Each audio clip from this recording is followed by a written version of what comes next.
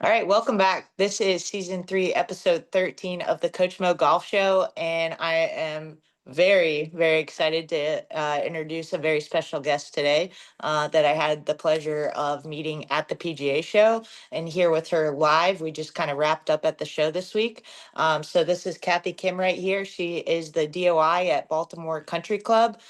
She's a Golf Digest Best Young Teachers in America, as well as Golf Digest Best teacher in state for Maryland. So, Cathy, thanks for being here. It's such a pleasure. Thanks for having me. I'm really excited. Yeah, it's been fun getting to know you kind Yeah. of inside and outside Yeah. of golf this week. So Yeah. it was cool to have you here. So I'm sure a lot of people know you from social media, but if not, do you mind taking us through? I like to start with my guests on kind of their journey through golf, how they got started, and players like yourself, you played high level college golf, and then decided to make a career out of it. So I like to let the listeners know where Yeah. you started. Man, that feels like it was so long ago, Mo. So I started golfing just like I'm sure most people. My dad actually got me into it. And when he started golfing, he found a golf course that had a junior camp. And at the time, I didn't know, but it was run by PGA professionals. And so he was like, "Oh, this is great. I can just drop you off and I'll go play golf while you go do this Yeah. thing." And that was kind of my introduction to golf. And I remember that it was always in like a clinic style and it was like stations and Yeah. you got to go run through 5 different stations kind of thing. So that's how I started. And then a PGA professional, an instructor, offered me free golf lessons Oh. because he saw something in my golf swing. I don't know what, but he did. And so he offered me golf lessons. His name is Dave Johnson. He is retired now, but he definitely was somebody that made a really big impact on my career in golf. So um, got lessons, played junior golf, went to college on a scholarship to Western Washington University up in Bellingham, Washington. Played golf there. Really didn't know what I wanted to do outside of college, like I'm sure most people. So I'm like, oh yeah, I'm gonna try the pro golf route. Yeah. And boy, was that not for me. Like playing professionally. Playing professionally and it requires so much money A lot. to play. And to play at the time it was not even the Symetra Tour. It was something else. I forgot what it was, but Changing names. yeah. And it was really hard. So I started working on a golf course just in the shop as a shop attendant. And it was really just an opportunity for me to practice. Yeah. And then you, sorry to interrupt. What, are you originally from the West Coast? yeah. Okay. So I grew up in the Bay Area in Okay. California, Northern California, and then I moved up to the Seattle area when I was in high school. So I ended up kind of splitting my time there, and then I moved to Las Vegas into my Okay. adulthood, Wow. which is not appropriate for this podcast. So Might need a new yeah, we'll have to talk about that later. lesson learned. But That's funny. but yeah, so that's how I started my journey in golf. And I don't know, what else do you want to know? Hey, so you decided, hey, I don't want to play professionally, but at that point you wanted to stick with golf and Yeah, I didn't really know what I wanted to do. When I was playing, I needed a place to practice, and you're gonna laugh because there's a really famous golf course in that area called Holly Country Club. They held the KPMG there, they held the Senior Open there, and it's typically like around top 100, right? One of the best in that area for sure. And I walked into the head pro's office at the time, Jim Pike, and I asked him, I was like, hey, I'm looking for a place to practice. I was wondering if you would allow me practice privileges, just not even knowing what caliber of club this was, right? So it's like super high end private, right? Okay. So Go big or go home. the fact that they even let me through the gate was like, right? I'm like, oh man, just looking back on that, it just makes me chuckle. So he goes, well, I can't give you free access to our club, but I can offer you a job. You walk through the door and you get offered a job? Offered a job. Wow. And Oh, Jim Pike, what a gem, that man. And so he offers me a job, and I start working in the shop. Okay. And I was able to get practice and play privileges that way. Right. And I guess in a way, he was the one that kind of got me kickstarted in my career in golf.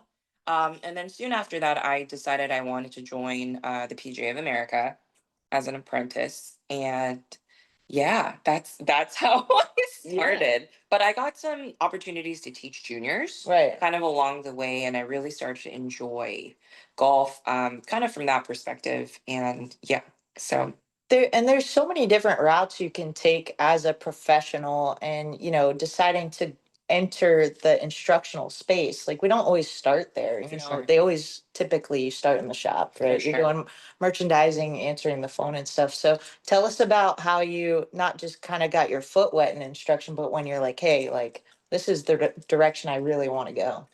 Yeah, I really enjoyed just watching somebody hit the ball clean for the first time. The sound. Yeah, the sound and just their expression on their face, just the spark of amazement. It hooks you. Yeah, on their face. It that's what really got me. You can't really do that with like a shirt tail and Right, right. And ironically, I never really experienced that myself as a golfer. Right. So A great shot. I find that hard to believe. well, no, seriously. Well, that kind of joy for me, it was almost like like if I'm hitting a good shot, it's expected, Mhm. right? But a beginner golfer who hits a good shot, you're like, Right. wow, this is great, right? So very, very different in terms of expectation. Right. And that's kind of how I got hooked. I also was a very just kind of curious person anyway. Yeah. I'm always that person asking why. Yeah. So golf instruction actually just, I guess, fit well with my personality. Yes. Yeah. So, and then when I started the PGA program or got into the apprenticeship, um, I went to a section meeting for the first time ever. Okay. And there were literally no women, Never. like none, It's no so females. small. And I felt so intimidated. Yes. And I kind of had a weird, at first I was like, man, I don't belong here. Like, I don't Yeah. belong here. I don't look like anybody here. That Right. self-doubt Yeah. consumes us. 'Cause Gender wise, race wise, right? None of it. And so I went back and I'm going, this is kind of, I don't know if I really like this. Yeah. Right. But there was something that sparked in me that wanted to not fight back in a way, but say, hey, like, there needs to be opportunities Yeah. for other people Right. within this space. Right. And I guess my conviction in that sense was really something that started me off on my journey as an Yeah. instructor. That's awesome. And I think, leading into it, if you don't already follow Kathy, she has a very strong social media presence. And so I think, it sounds like, you wanted to make a difference, and you're creating change, not only for girls and women, but just everybody. Yeah, yeah. Tell us a little bit about that, and what excites you about using your platform to kind of inspire, whether it's juniors or women or Yeah. different. Thank you for that question. So I I wanted to make accessibility to golf more free, right? So I always felt like there was some sort of sense of elitistness, right? Or like a masculinity towards golf. Right. And so I wanted, one of my missions was to create equal access instruction for golf. And that was actually what prompted me to get onto social media in the first place, especially on Instagram, was because I wanted an opportunity to be able to showcase golf tips to those that didn't have enough money or the funds necessarily to go take a golf lesson. And so um, I've always felt like that's been my kind of grounding point of social, is that I always wanted to put out something that I felt like somebody could benefit from. Yeah. And that's never really wavered. Right. And right now I work at a private club, but I really feel a need to want to expand the game and grow the game for everyone. And that's kind of my way of doing it. Yeah. I feel, and like there's all different kinds of clubs and opportunities to help individuals through the game of golf. And I feel like, you can work at Baltimore Country Club is a phenomenal club, right? I mean, you're working with, it's a private membership and Yeah. you've got that, but then, there's a sense of, and I don't know if you feel the same way, but I feel like there's a sense of kind of using our platform and our connectivity to empower and reach Yeah. out to other women and juniors. And so I'm glad to hear that you're doing that. And I'm excited to kind of see like, what you got kind of brewing up. Like, do you have anything kind of the next 5-10 years? You're like, Yeah. this is how I want to, when people, type Cathy Kim golf, like, what do you want them to like discover about you or like your legacy with golf? Oh my Lord, I Sorry. don't know. I mean, can I get back to you? Yes, absolutely. I It's a really, tough one, but yeah, like, like that's what I'm like, what the everyday golfer, you're helping one person at a time, but yeah, like and you don't even know what the impact you have on people as an instructor. But I yeah, think sometimes it's great to think like big picture with for sure. And for a while there, I was very motivated to like, I want to make it big. I want to make it big. These days, I'm like so happy and content with where I am. Yeah. And the relationships that I've actually built at Baltimore Country Club have been the most amazing, genuine relationships with students, Yeah. with staff. That's awesome. Yeah, and you don't really find a lot of that, right? Like Right. it's really hard to find a workplace that you like. Right.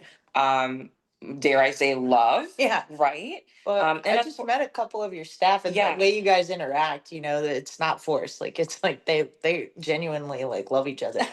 So Most of the time. But yeah, just I really our membership at Baltimore Country Club, the most down to earth membership I've ever worked for.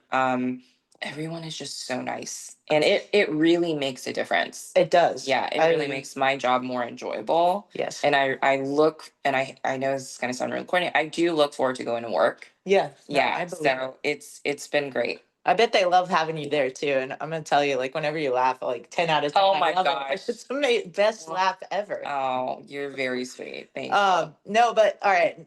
I want to hit on yesterday. We're at the PGA show. You're Yeah. presenting Yeah. this topic, okay? And you were like, getting up there. I know you were nervous for it, but just to I let was you guys a know, nervous wreck. she crushed it. It was amazing. It was, you would have never known she sweated it at all. She crushed it out of the park. But this topic was to help, not just, it was about women and it's about our chest and boobs and like how to swing around them, with them, Yeah. what to do. And it was great, and this is more geared to the guys. Like, how do they Yeah. teach the women? And so tell us about that and kind of what what advice do you have to other male instructors? I know we hit on it, but for Yeah. those who weren't able to listen or hear that, if you want to give a Yeah. couple of notes from that class. Say boobs a lot. No, I'm just Yeah. kidding. She was like, I'm gonna say it, guys. Boobs. Yeah, it definitely got a lot of attention. I can tell you that. Yeah. The advice that I have is to be very for because I know that it gets really uncomfortable, right? For males to teach females. Well, there's stuff in the way. Yeah, and the first and foremost thing is just to be able to have a little bit more empathy, right? Because you just don't know. Now, I Right. joke around, and we had a couple people after the talk where they were like, "Well, I'm a man and I have boobs, right?" Or "I'm a man and I have a belly, The right?" fact that he raised his I hand know, and said I that, that know. guy's got a He's lot of he's that's confident. courage. Yeah. He's confident, right? Yeah. So it It I turned think into man boobs and big yeah, bellies. yeah, boobs and bellies, I think was what somebody suggested for my next talk. And That'll Yeah. blow up YouTube Yeah. for sure. So the empathy part of it first, I think is really important. Second, just being honest and genuine, Right. right? Yeah. And don't make it any more awkward Yeah. than it has to be. Have you had a like, have you done this where it was awkward? Like you've overheard a male instructor teaching a female and you're like, oh God, that was. Well, okay, so I've had male instructors ask me, right? Like, Oh, what do you do? do, right? Yeah. How do you word things? I've also had husbands ask me about how to, or like sons, they'll say, Okay. like, how do I help my mom? That's Right. so awkward. I know it is awkward, and Yeah. but it shouldn't be. It's Right. it's body parts, body, right? yeah. It shouldn't be any more awkward than it has to be. Right. So if it is awkward, most likely Yeah. you're making it awkward, Right. right? Not the student. Right. So that's usually what I tell them. Yeah. Well, if they're coming to you, I mean, kudos to them. Like Yeah, that's for that's sure. hard to ask. For I sure. would imagine. But Yeah. so what advice? Like, what do you want to put out there? I don't know if you want to give it all away, but if you, what advice would you have to the guys who are trying to teach their moms, their sisters, their whatever it is, their wives? Yeah. So I would say if you are going to teach your whoever it might be that's female, just make sure that the posture is neutral, right? As neutral as possible. So what does that mean? They might not know Yeah, what that yeah. means. So when you're setting up to the ball and over, okay, so over This- when your arms are over the chest, right? That kind of curves out your shoulders, and then you You end up cannot kind of turn, by the way. with a hunch, correct? And that will also tuck your pelvis inward, right under. Right. And it kind of sets you up like you're sitting on a chair, right? Sometimes, dare I say, you look like you're straddling, like you're like Yeah. on a horse, right? It feels uncomfortable. And it feels uncomfortable. So then people will also try under, where they're taking their both of their arms and they're both going underneath. And what that does is it kind of lifts up the upper half of your back. You can't turn. And then you can't turn. You end up with what we call an S curve, meaning your lower back Yeah, is really it's arched. arching. Yep. Yeah, and we don't want that either, because from a biomechanics standpoint, right, you're locked out and you're going to end up early extending, right? Yeah. And you can't turn, Right. right? That's a big thing. You I end up swinging. feel it sitting down. I cannot turn. Right. Very So restricted. the idea is to try to neutralize all of that, Yeah. meaning there's going to be some sort of squeezing or hugging, right, with Yeah. both arms to a certain extent. And I like to set up my students, especially beginners, to close up their shoulders a little bit. Mhm. So that gives you an opportunity to take that lead arm and kind of diagonally set it across the top of the boob, right? Mhm. And not like completely on top, but kind of Yeah. top side somewhere. And then the bottom, the right arm or the trail arm is going to be diagonally under Yeah. the trail boob. Right. And so now you're positioned in a way where you do have a little bit of spine angle, right? And then your shoulder line is going to be ever so slightly close to the target. Yeah. That's how I like to start them. Yeah, you can feel, and obviously, I know that from being a player. Like we weren't taught that, but just kind of we're able to experiment and like, Yeah. okay, that feels better. My arm there, that feels better there. But Yeah. the other ways, you literally can't turn. So- Right, right. And I actually got a question from a male instructor after the talk last night. And he asked me, well, what do you do with somebody that has a really big chest? Do you still approach it the same way? And the answer is yes. You Yeah. always want to just, you're going to adjust it, right, as an instructor, Yeah. based off of the discretion of Yeah. what you feel like is Yeah. correct.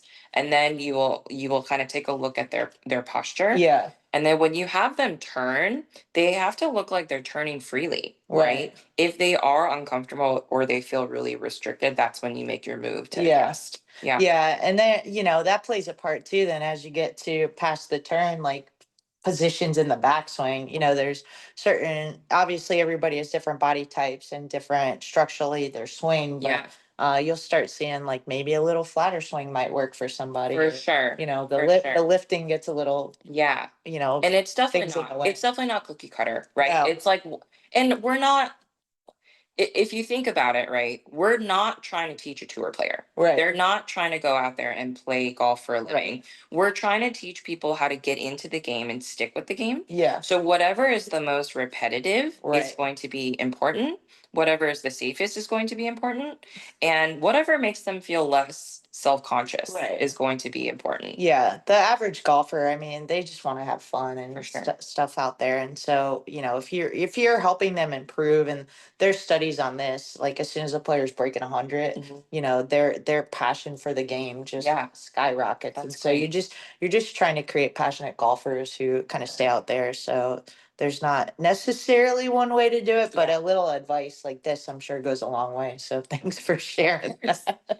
That's awesome. Now, tell us about, like, you are considered a social media influencer, I would say. Like, you have a really strong following, very popular on there. And then I know you work with some other brands and stuff like PXG. Yeah. So tell us, like, how did you get involved with that, and what kind of, I mean, I'm not into that. So, like, curious, like, what got you into that route? Um, yeah, I don't consider myself an influencer. I feel like that's a kind of a weird word because for me, I'm an instructor first, right? So right. what I do online is actually just kind of out of passion and what I like to do. So kind of going back to what kind of my mission was to grow the game, right? And creating equal access golf instructional tips. Yes. And that is what drives me to do it. Yes. I feel like when I get approached by different brands, it's an opportunity to say, okay, well, what can this brand do for the golf masses? Right. Right. And does it fit with my brand? Right. And PXG has been a great partner. They're very diverse and they're not afraid to push the envelope when it comes to their apparel. Right. Renee Parsons is amazing. And Bob Parsons, he just kind of keeps pushing that envelope in the golf industry. So I think, so partners like that really help kind of, I guess, elevate my brand. Yeah. And they, I guess, maybe kind of solidify Sure. what I'm doing. So it's nice. Yeah. And For sure. I mean, they're helping the vets tremendously. I Oh mean, my gosh, yeah. that's they have a strong influence and assistance to them. And so I think that's amazing because, those who are fighting for our country and freedom, that they're, a lot of them play golf after. Absolutely. So, Absolutely. And it definitely is right on brand with what we do with the PGA, right? With the PGA HOPE program. yes. And I'm a certified, are you certified in PGA HOPE? I'm not, but I love the mission, and Yeah. guest speaker the other day, that was amazing. Yeah. During the teaching and coaching summit. But I mean, that's something that I would be, my stepdad was a Marine and stuff. So that's very inspiring to help those people, because I think, there's probably a lot of mental things they deal with when they come back. And For so I sure. think golf gives them, it's called PGA Hope because it inspires them and gives them hope. So There's a lot. So the certification is really cool. What they do is they put you in situations where you are mimicking a little bit of what maybe challenges that they might have, right? Okay. So, and you do it with a partner usually. And then when you are going into it in your section or in your chapter, the at least for the Mid Atlantic section, the way that it's positioned, I believe it's like 6 weeks long. Okay. And they do that on purpose so they have some sort of routine. Right. And there's a wait list. Like I think in our section there's like a 2 month wait list of veterans waiting to get into a HOPE program. That's So we incredible. need more instructors. Right. We need more golf courses to be able to participate so we Okay. can cater to them. Yeah. That's incredible. I need to learn about that, because maybe that's a good fit at our golf academy. Yeah, for sure. That's awesome. Thanks for sharing that. Into other programs. So now, so you're helping, the veteran community, you're helping, juniors and women, you're making an impact on them. What advice would you have the kind of girls and women who are aspiring to pursue a career in golf like yourself? Yeah. Know that there's no one way to do it. That's a fact. Right. And I think that there's so many amazing women in the industry now. Like when I first started, oh my gosh, like there was nobody. But I had some really like Jim Pike at Sahali Country Club. He's like, no, I can't give you a free place to practice, but I can give you a job. That's amazing. So By the way, that never happens, okay? I don't know. So Just stuff walk like into that, place. right? I got really lucky.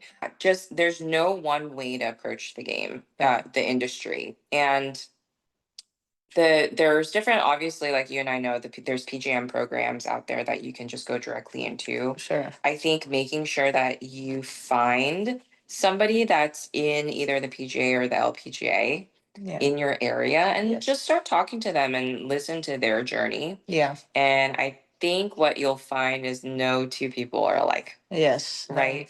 No. Yeah.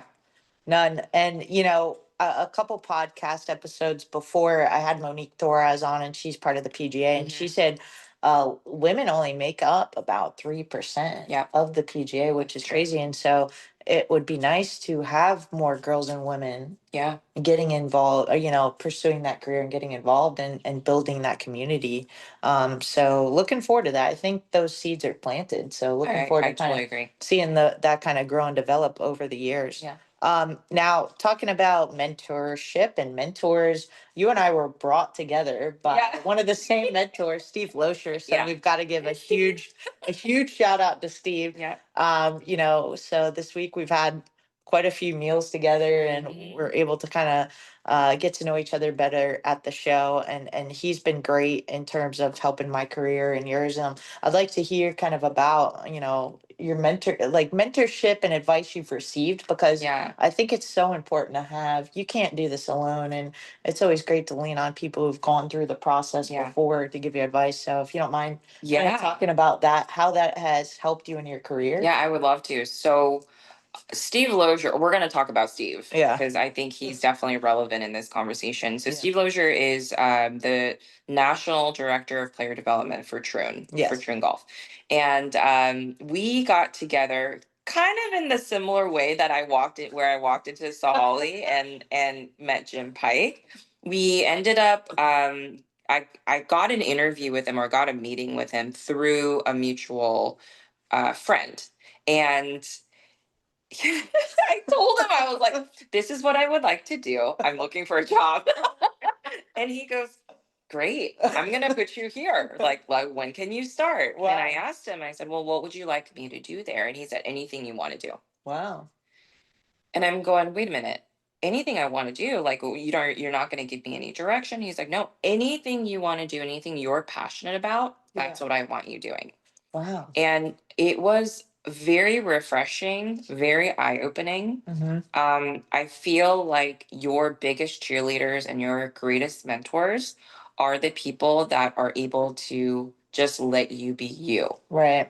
And he, of course, he'll kind of nudge me in one direction or nudge me in another direction. Right. He'll put his 2 cents in, but he'll never say, do this or do that. Right. And I feel like that's what makes a good mentor, Right. is letting me be me is what got me to where I am now. Right. And he really has made a tremendous impact over the last 5 or 6 years, in that space. So when I approach a younger female instructor, right, that is just getting into the industry, that's how I approach it too. Yeah. What are you good at? Right. What do you like doing? What is the end goal for you? Right. Great, stick to that. Yes. Right. And it was great when we met Sayaka Yeah. this week, because, she was, asking me some questions Mhm. and stuff, and it was cool because she's genuinely interested in For getting sure. better. Yeah. And I think when you have people pursuing the questions and wanting, you're like, they're gonna make it just because Yeah. their curiosity, they're motivated. So I would say, for advice to juniors or high schoolers or college players out there, if you're looking to get into the golf industry, especially as a female, be curious. Find somebody who's already gone down the path, and don't Yeah. be afraid to stick Yeah. your neck out and ask and reach out to them. Yes. And it was crazy because we also got connected with the Buffalo group and the First Call Golf, and we're doing content for them to help with women in golf. And Steve, mentioned Anne Lagoria and was like, "Hey, you should go meet her." And I was just like a little nervous because she's like, she's written a book, she's on TV, all this stuff, and he's like, "I think you should go." And this was like 2 hours ago. And I went over there and she like reached out to me. She came over, hey, how are you? Like, here's my book. Do you want a copy? And just like, so even like as I wouldn't say I'm a veteran, but like being a professional, you still feel those nerves Yeah. and things, but you've just got to push yourself outside your comfort zone. And I don't like to say no to anything, just, I mean, you do have to start, your time is limited. So there Yeah. are certain things if they're not in alignment with what you're Yeah. doing, but at the same time, opportunities, you never know. Yeah. Like you could just walk into the shop and get a job. Okay, there is something that I would like to mention about the mentorship. One piece of advice that I do have for younger students, younger professionals, is don't waste your time or somebody else's time. Yeah. So if you are going to approach them, and I feel like this is something that I ended up learning like Yeah. the hard way, was if you do have questions and if you are going to approach somebody to have them spend time with you, it better make it worthwhile. Yeah. Right? Because otherwise, the impression that you're going to leave on that person that you approached in the first place, Yeah. it's going to be not a good one. Right. Yeah, you want to leave a good impression. You don't want to be a time suck, right? Yeah. So to make sure that you are prepared and you have intention behind whatever meeting that you're walking into, Right. I feel like is something that a lot of younger people don't learn or they just don't know to do. Yeah. Because I feel like it becomes like a disrespectful thing Right. when somebody is willing to give you their time. Yes. And then you just end up doing nothing No. with it. You know what I'm saying? Oh yeah. Yeah. And that was spoken to us at the teaching and coaching summit this week. That was a theme I heard a lot. Mm-hmm. Be prepared, be prepared. So I think if you're passionate and you're prepared, those are two big characteristics that Yes. are, at least going to get you headed in the right direction. But that's great stuff. Now, you talked about some mentorships, with being mentored. Did you get any like one piece of advice that has stuck with you? You're like, wow, that was like the best thing that I was told as a kid or growing up that stuck with you and has made a difference. Yeah. This is actually from my husband. Nice. I hate to admit that, but he's in software, and then he deals with a lot of different personalities, a lot of people. His networking is very vast. He said to me, he goes, "Don't ever ask somebody to pick their brain." So when someone's like, "Oh, I really want to pick your brain. Can I pick your brain?" Right. The answer is usually no. Interesting. And the reason is, if you ask somebody to pick their brain, what you're basically asking them to do is give you a shortcut on all of their successes on how they did it or what they did. It's like a backdoor insult. Yeah, kind of. it's going, hey, give me all of the answers, and I'm not going to do any. I don't need to do any of the work because you're going to tell me what it is. Interesting. And so he actually told me that he learned a very hard lesson when he said that to somebody. He said, "What are you going to give me in return? Ooh. Why should I give that to you? Right. Why should I give you that information?" Sure. And he was like, "Whoa!" Dang. But what it dawned on him that picking somebody's brain isn't necessarily. It's one thing to receive advice, Right. but it's never good to try to say, hey, how did you build up your success Right. in the last 20 years? Right. Can you give it to me in 10 minutes so I can do it? Yeah. Right. And that was actually something that I felt like really resonated with me Right. because I used to say it a lot and say, hey, can I pick your brain? I think we all have said Yeah, it, you know? yeah, for sure. And it I could never understand why it kind of rubbed people the wrong way in that sense. And of course, the really, really nice ones would be more than happy to and I don't know if they were actually happy about it, but they were willing to give me their time to somebody that was super naive and green. Yeah.